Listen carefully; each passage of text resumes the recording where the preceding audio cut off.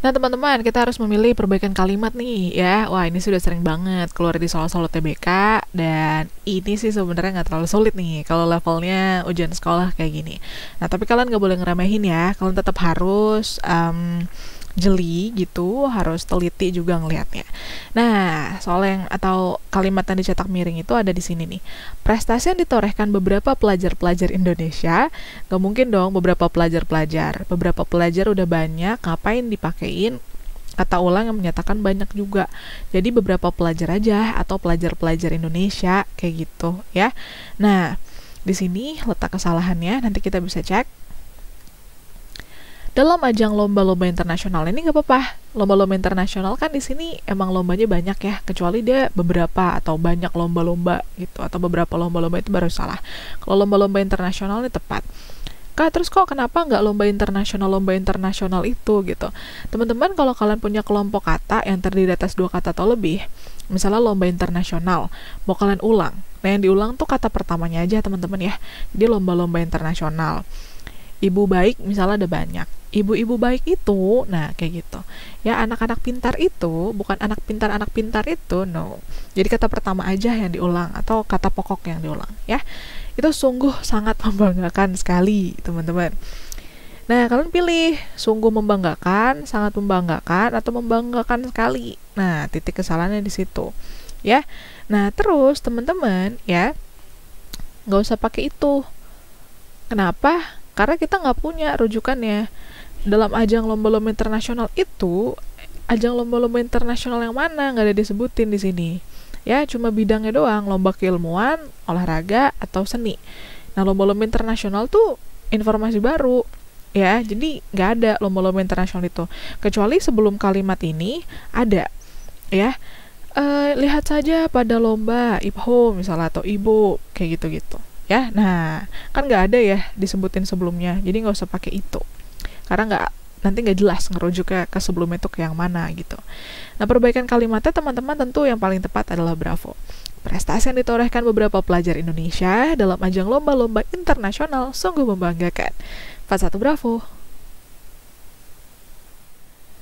Ya teman-teman, kita akan ngomongin gurindam nih sekarang. Ya, kalau kita ngomongin dalam sastra klasik ya, karya-karya sastra klasik tuh salah satu jenis puisi lama gitu ya, itu ada yang namanya gurindam. Jadi kalau dalam sastra klasik itu ada puisi lama, ada prosa yang lama gitu.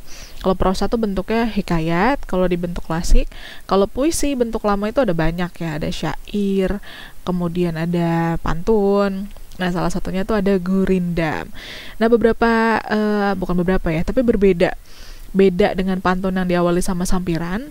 Nah, kalau gurindam tuh udah terdiri atas 2 baris aja, udah gitu hadir dengan langsung mengutarakan bagian isi aja gitu, melalui kedua baris yang dimilikinya tersebut. Nah, kita lihat tuh di situ barisnya ya. Kan kalau pantun ada 4 ya, 4 baris, 2 di atas satu sampiran, isinya baru baris ketiga dan keempat. Kalau gurindam tuh cuma 2 baris, udah gitu langsung isi, biasanya sih nasihat sih isinya, ya. Jadi karena dia langsung isi, kita harusnya bisa langsung memikirkan bahwa ini ngomongin apa. Jika hendak mengenal orang berilmu, bertanya dan belajar tiada jemu. Ya, kalau kita lihat baris jika hendak mengenal orang berilmu itu dapat kita pahami sebagai kalimat yang menggambarkan pengandaian ya terhadap seseorang yang ingin belajar atau berguru. Ya, kalau pengen ketemu guru, ya ingin mengenal orang berilmu gitu. Nah, adapun baris berikutnya, bertanya dan belajar tiada jemu, itu tuh hadir dengan pesan untuk bertanya dan belajar sih, tanpa bosan dan juga tanpa henti gitu, ya. Nah, dengan demikian maksud gurindam dalam soal pilihan yang dalam soal ini yaitu ada di pilihan C. Jangan pernah bosan dan berhenti belajar. Ya. Jadi bertanya dan belajar tiada jemu itu intinya jangan bosan-bosan gitu. Kalau pengen belajar alias ketemu sama orang-orang yang berilmu. Jadi jawabannya adalah yang Charlie, teman-teman. Ya, kalau Bravo nggak ada belajarnya. Kemudian kalau yang A, jangan banyak bertanya kepada orang tua. Ini beda, muatannya nggak ada ke situ sama sekali. Kalau Delta, belajarlah dengan bertanya kepada orang berilmu. Ini bukan soal kita disuruh bertanya ke orangnya ya, teman-teman ya. Tapi jangan sampai bosen, jangan jemu gitu. Ya. Nah, jadi jawabannya bukan Delta dan Eko juga, ya, jawabannya yang Charlie. Kita akan masuk ke soal yang berikutnya. Nah, teman-teman, kita harus lihat nih di sini ya peribahasa. Wah, peribahasa ini betul-betul bentuk kekayaan di dalam bahasa Indonesia. Belum banyak yang neliti peribahasa. Suatu hari kalau kalian misal ada apa ya? Ada minat untuk mempelajari lebih dalam tentang bahasa Indonesia, peribahasa ini menjadi lahan yang benar-benar masih bisa untuk diteliti banget, teman-teman. Ya. Nah, kita lihat di sini ya.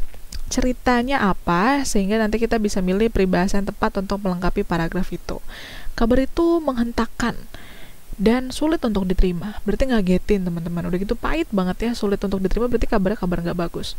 Suamiku Mas Fahri yang begitu ku percaya dan ku banggakan cinta dan kesetiaannya, tak lebih dari titik. Di depanku betapa manisnya dia, tapi di belakangku dia menyimpan bisa yang mampu memorak-morandakan hatiku. Nah, di depanku manis, di belakangku menyimpan bisa.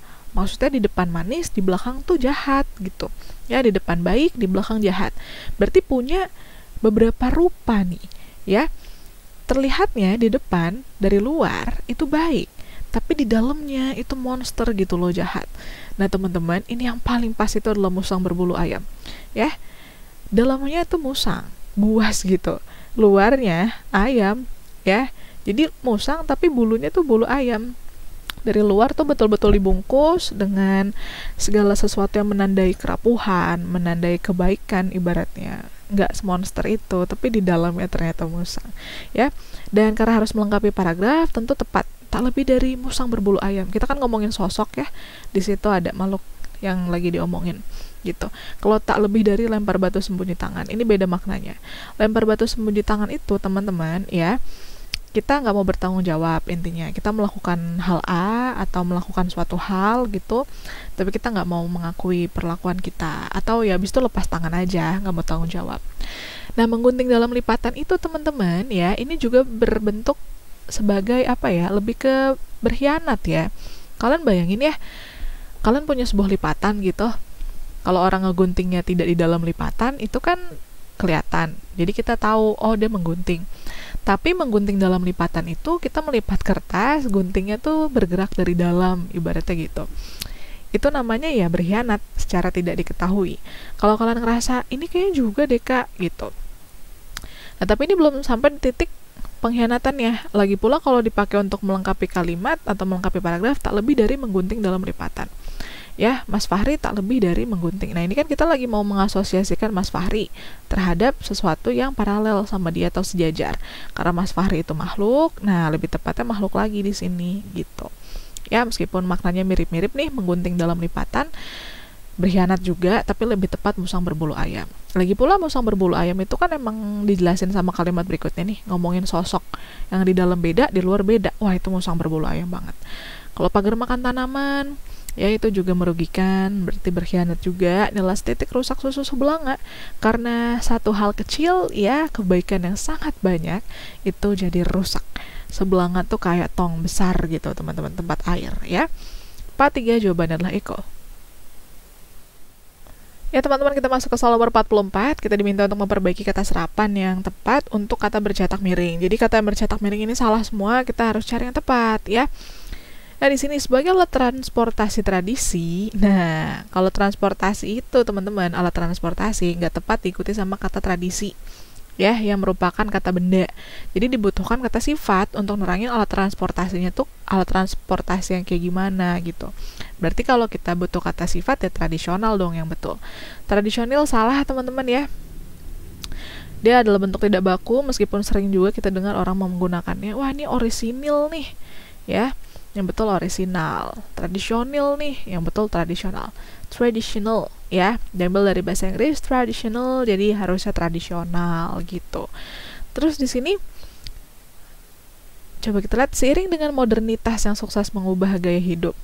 Nah, bukan modernitas ya, tapi yang tepat itu yang mengubah gaya hidup ya adalah modernisasi, yang artinya itu adalah proses menjadikan modern. Jadi diikuti sama kata sukses, modernisasi yang sukses. Jadi proses pemodernan sesuatu yang sukses, gitu. Jadi yang betul adalah modernisasi.